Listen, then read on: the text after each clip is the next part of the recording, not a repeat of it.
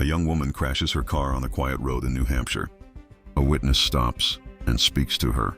The witness leaves to call police, and when police arrive just minutes later, she's gone. No confirmed sightings, no clear trail, no answers. Her name was Maura Murray. She was only 21 years old. And the reason this case is still one of the most haunting mysteries in true crime is because the timeline feels impossible. She vanished in minutes. And in this Case Vault episode, we're breaking down the story step by step. Who Maura was, what was happening before she disappeared, what happened at the crash, and the biggest theories still debated today. So let's open the file. Maura Murray was a college student. People who knew her often described her as smart, athletic, and determined. She had goals, plans, a future. But like a lot of people, her life wasn't perfect. And when investigators and the public look back at this case, one thing becomes clear. In the days leading up to her disappearance, Maura seemed like someone who might have been under pressure.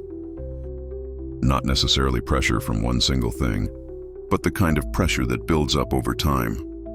School, life, stress, mistakes, relationships. And sometimes when someone feels overwhelmed, they make decisions that are sudden and confusing. And later on, everyone around them wishes they understood it sooner. One of the most important questions in this case is simple. Why did Maura leave in the first place? Because her disappearance didn't start with the crash. It started before that, with a choice. On February 9, 2004, Maura emailed her professors and claimed she had a family emergency. Then she packed some of her belongings and left. That alone might not sound suspicious, but when you add the context, it becomes strange. And she didn't leave behind a clear plan that explains what she was doing. And when someone disappears, the details that seem small at first suddenly become huge. Was she taking a break? Was she escaping stress? Was she upset? Was she running from consequences? Or was she doing something completely normal? That turned into something tragic. Because it's possible that Maura never planned to disappear forever. It's possible she thought she'd be back in a day or two. And then something happened. Maura left Massachusetts and drove north, heading into New Hampshire. The exact destination has been debated for years, but what matters most is that she ended up in an area that's rural. Dark roads, snow, long stretches with nobody around. And if something goes wrong out there, you don't have the safety net of traffic, cameras, or people walking by. You have silence and the cold. And in winter, those conditions can turn a small situation into something deadly fast. At some point during her drive, her car crashed. Maura's vehicle was found off the road in New Hampshire. A witness came across the crash site and spoke with her. He asked if she needed help, and Maura told him she didn't. She said she was fine, and according to reports, she claimed she had already called roadside assistance. But here's the detail that makes the situation creepier. There's no clear confirmed proof that she made that call. The witness left, but contacted police. And what happens next is what turns this into one of the strangest cases ever.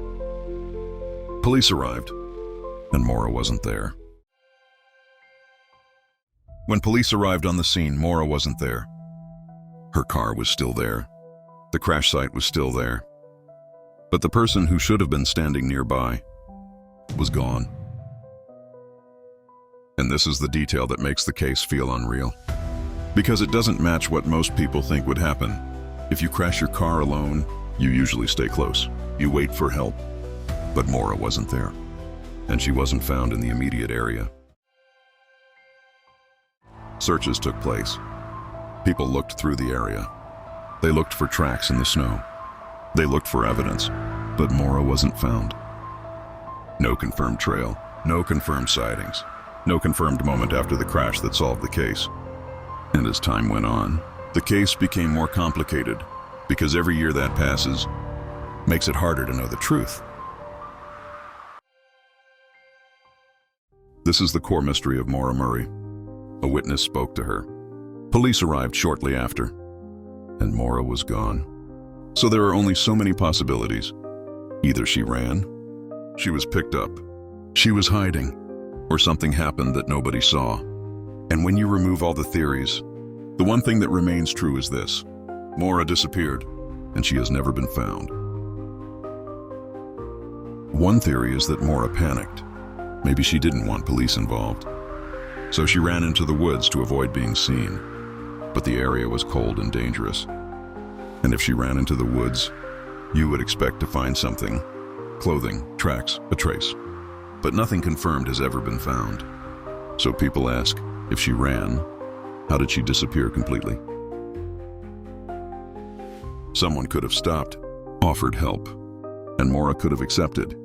Because if you're stranded, cold, and alone, you might take that chance. And if Maura got into a car, she could be miles away within minutes. This theory is terrifying because it suggests the wrong person might have been in the right place at the perfect time. Some people believe Maura planned to disappear, that she wanted a fresh start. But if that's true, why has there never been a confirmed contact? Why no proven sighting? Why no clear evidence she lived a new life?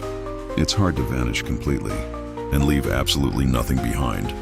So even if she wanted to disappear, what happened next?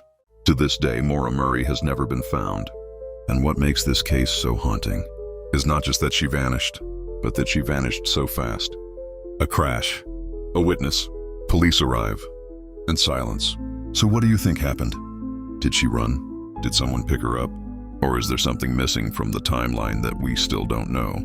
Drop your theory in the comments.